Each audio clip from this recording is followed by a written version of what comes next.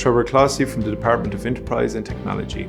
The title of my project was the following: Fostering Transformational Learning in Higher Education, the importance of identifying threshold concepts and troublesome knowledge. So what did I learn as part of this project? Students entering third level higher education undergo a transformational learning journey. Learning in this context is defined as the need to understand key concepts, thresholds, to engage with the academic content of the course. This learning journey is molded by their experiences not only within the context of third level institutions, but also molded by their experience in workplaces. Threshold concepts and troublesome knowledge inherent to the subjects represent significant barriers to transformational learning.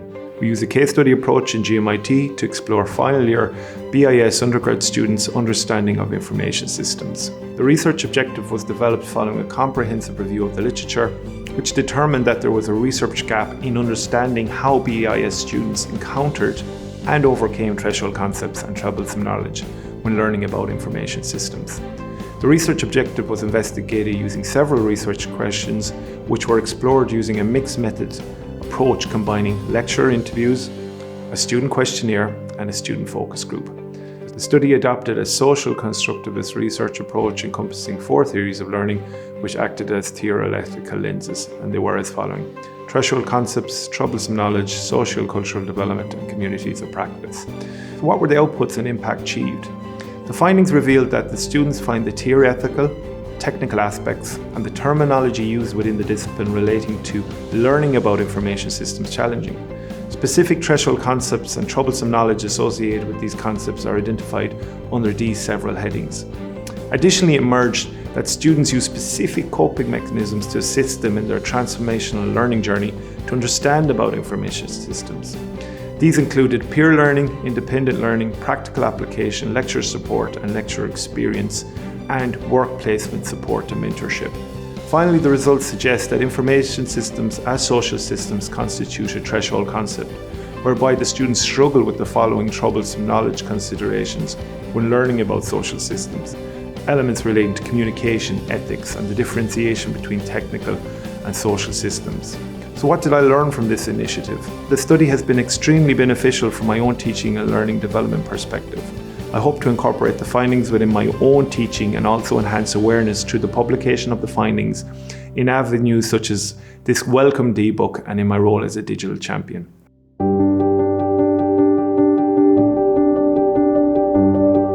The purpose of this case study is to show how to scaffold learners in an online environment. I applied a framework for embedding scaffolding online employed by GMIT et al. They outlined 4 progressive levels: conceptual, procedural, strategic, and metacognitive. I matched an online activity to embed each of these levels of scaffolding. Some examples include visual signposting on the Moodle page to promote procedural scaffolding, that is, to help students to use appropriate tools and resources effectively, where each topic was broken down into 4 quadrants with picture icons, videos, readings, practice, assessment. Students really like this, 85% finding it useful or very useful. To promote metacognitive scaffolding, prompting students to think about what they are learning and reflect on what they have learned, I used quizzes and forums. In terms of quizzes, they were embedded in PowerPoints and videos using MS Forms and H5P at key points in the lecture to check understanding. 87% of respondents found this extremely or somewhat useful. Guided active forums were also used where students posted on academic content and commented on each other's posts.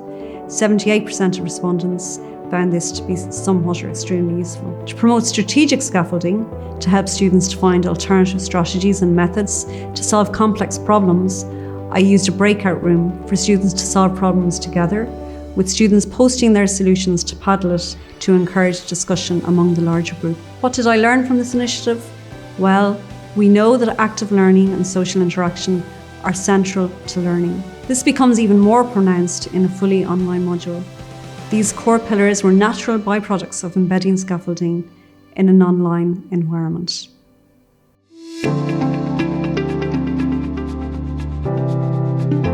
Hello everyone, my name is Lucia Cloonan and the title of my case study is Engaging and Assessing Students Online Using the ABC Learning Design Framework.